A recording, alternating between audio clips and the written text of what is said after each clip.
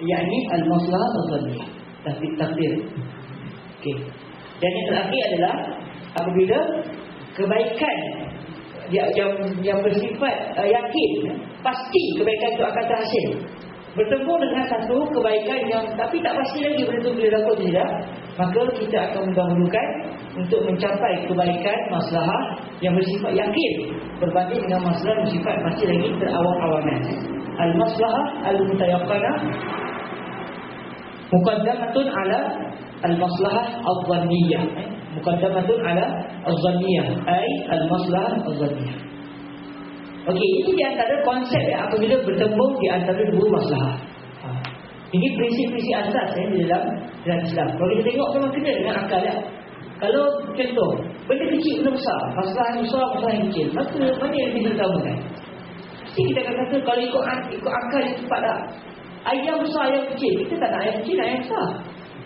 Kalau saya lah kan, dibagi satu syukur hidup yang besar, satu ada mahal kecil juga. Pilih, tak boleh pilih dua-dua, kena pilih satu.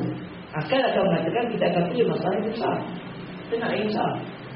Baik, masalah yang mencakupi umum, al-masalah al-ammah muqaddamatu ala al-masalah, semestinya.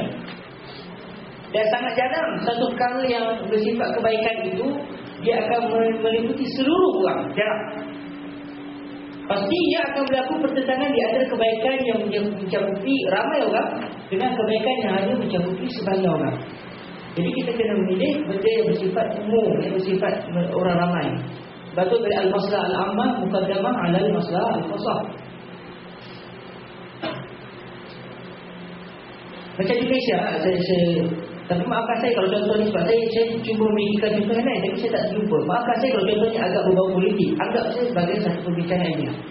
Ketika program bersih di Malaysia, anggap saya sebagai satu contoh, jangan salah. Kerajaan kita yang saya ni mengatakan bahawa kenapa pula? Kerajaan kita yang saya mengatakan bersih akan membawa kesusahan dari sudut pekedai. Pekedai-pekedai akan serangkabut masa sudut kedai. Dalam masa yang sama, tengok dan dia kata gini lah, kalau nak hantar juga, hantar seorang dua hantar lah, tak lah, ribu-ribu. Okey, kalau ditimbang di antara dua kebaikan yang bersifat besar, kebaikan yang punya ramai, atau kebaikan yang hanya kena kepada orang tertentu. Saya buat contoh, kebaikan yang bersifat ramai adalah kita menunjukkan kesatuan kita seramai, kebersamaan kita untuk lapang perkara yang kita dalam bersih. Itu yang bersifat besar, yang macam ni ramai orang dan rakyat inginkan tersebut. Tiba-tiba dia bertemu dengan masalah pekedai kecil-kecil, pekedai tertutup. Okey, nanti orang ni terkesan dia bayar, kedai dia terbuka, semua kan. Baik, mana benda yang kita kena raihkan? Kalau kita raihkan masalah yang besar, terpaksalah kita tolak masalah yang kecil. Pekedai tak ada kedai. Kalau kita raihkan masalah pekedai, tak boleh buat bersih.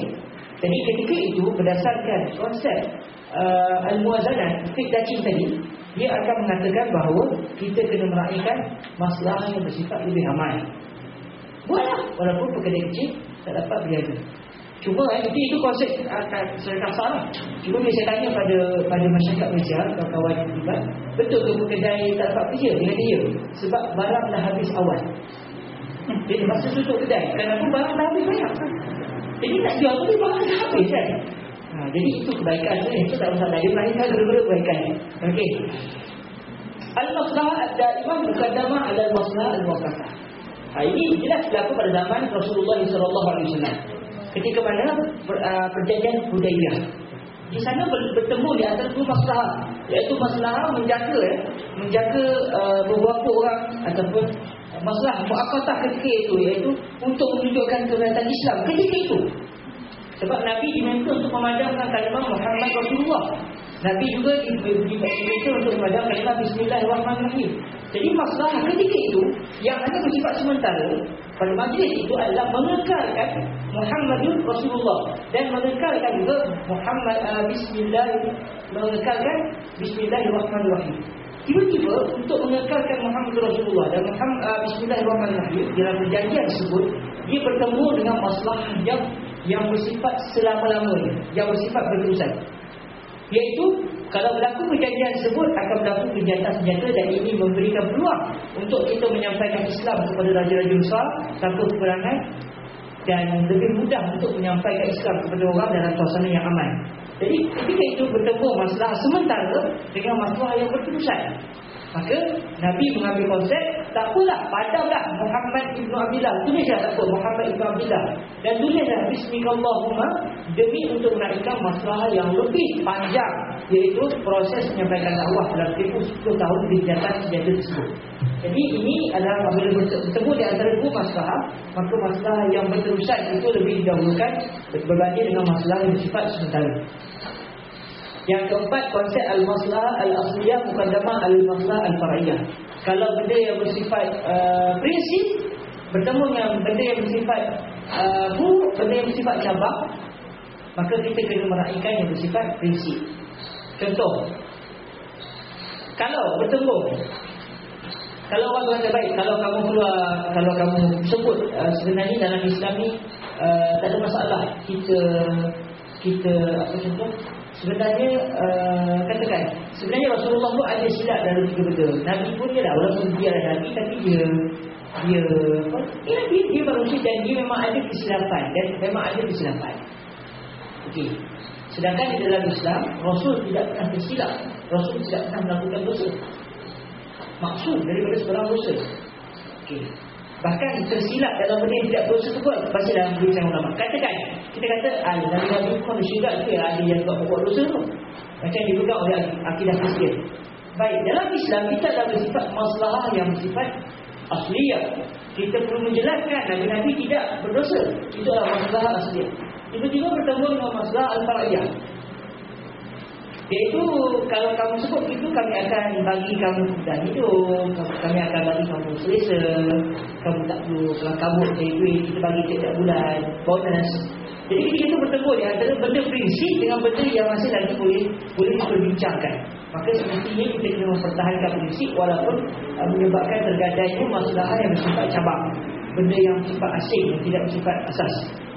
Dan yang terakhir adalah masalah al-mutayaqqanah muqaddamatun ala al-maslahah az-zanniyah. Kalaulah yakin satu benda itu pasti akan berlaku dengan masalah yang macam yang bersifat angin, atas angin, maka semestinya kita kena meraihkan masalah yang bersifat mutayaqqanah. Baik, itu di antara perkara apabila berlaku pertemuan di antara masalah dengan masalah. Dan kita tengok sikit apabila berlaku di antara mafsadatain. Masa saya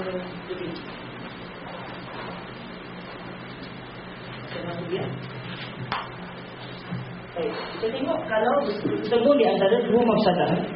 Di sini saya keluarkan ada tiga prinsip asas yang disebutkan di sini.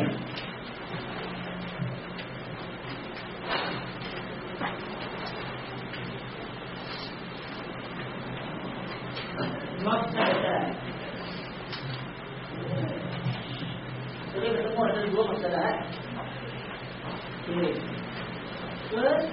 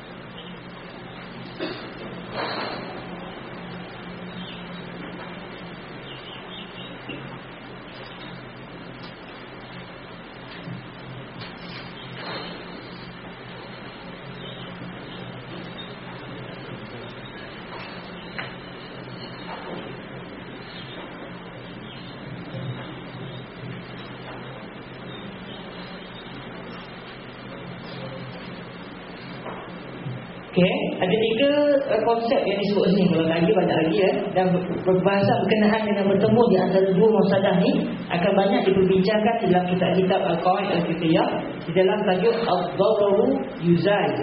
Dalam kaedah Qawaid Fiqhiyah Kubra, salah satu kaedah besarnya Ad-Dararu Yuzal.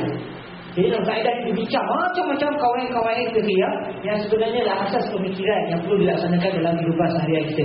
Di sini keluarkan 3 konsep asas adalah apabila berlaku pertemuan di antara dua mafsadah. Jadi semua kita boleh amalkan dalam kehidupan kita dan sebenarnya kita telah mengamalkan tanpa sedar. Yang pertama disebut yurtakabul mafsadatu sughra lidalil kubra. Yurtakab al-mafsadatu sughra lidalil kubra. Boleh juga sebut turtakab khilaf bainan nahwiyin. Jadi ada kata silap tu tahu. Boleh juga khilaf. Yurtakabul mafsadatu sughra lidalil kubra. Mafsadah yang lebih kecil terpaksa kita terima untuk mengelakkan mafsadah yang lebih besar. Bila bertemu di antara mafsadah besar dengan mafsadah kecil, kalau kamu sakit kencing manis, contoh kalau kamu tak nak mati, potong kaki. Kalau tak nak potong kaki, mati. Okey mudah lah. Saya berkata ada lagi kehidupan kita. Ada 2 darar. Darar mati dengan darar potong kaki.